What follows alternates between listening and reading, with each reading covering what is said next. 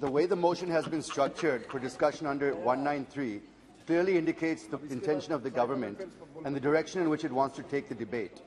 The situation in Ukraine is not self-made like we're seeing in Sri Lanka today, but the heart-rending situation is the result of the pouncing of the double-headed eagle on a small prey, sir. Sir, I take this opportunity to express my sincere thanks and gratitude to Ukraine and its neighboring countries of Romania, Hungary, Poland, Slovakia, Moldova, and others who have extended exceptional support to Operation Ganga in bringing Indians safely back home from war-stricken Ukraine.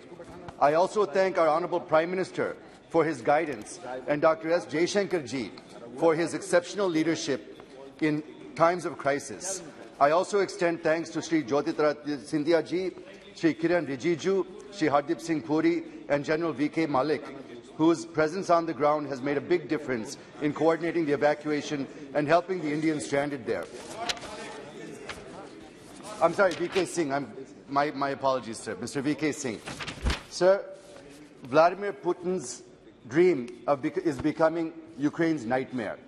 And Putin's threat of interference by the West, particularly the US or its NATO member countries, and saying 4 times that Russia is a powerful nuclear state, clearly indicates to what extent Russia could go if there is interference. The threat of chemical war is also of major concern, sir. Russia unfolded its hybrid war against the Ukraine. It includes cyber attacks on the Defense Ministry and 2 large Ukrainian banks, flared and intensified clashes between Russian-trained rebels from Luhansk and Donetsk and Ukrainian armed forces. Recognizing Donetsk and Luhansk, military exercises in Belarus, carefully choreographed communication surrounding the announced troop withdrawal are all part of the toolbox, and this narrative was mastered by Russia in the case of Ukraine, sir. Its economy has been battered, with Russia stopping oil ships passing through Ukraine and stopping gas supply through pipes, resulting in denial of transit charges to Ukraine, leading to a deep fall in the Ukraine currency, and now city after city in Ukraine are turning into rubble, sir. The hybrid warfare sows the seeds of uncertainty, which in turn frightens the potential investors, thereby further weakening Ukraine, sir.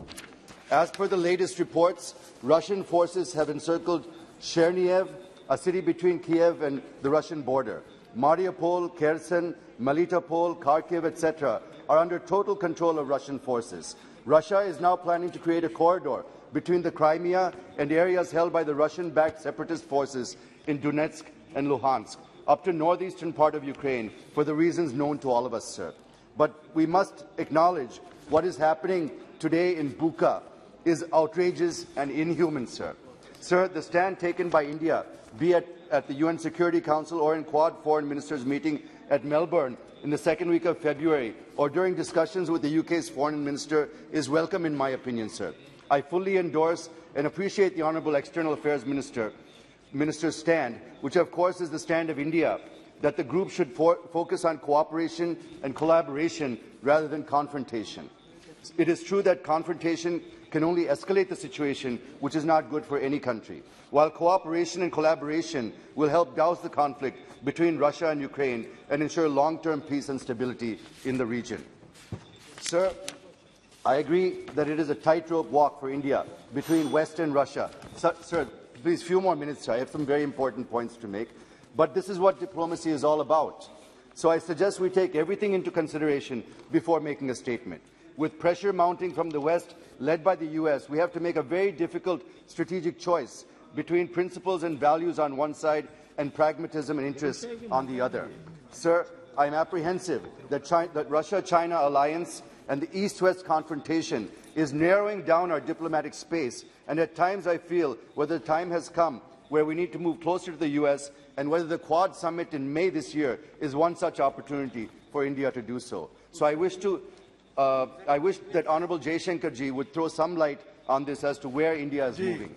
Sir, right from Nehru to Modi, we have been adopting non-aligned approach. We have taken sides or worked closely with world powers only when national interest is involved. And the examples are 1962-1971 wars.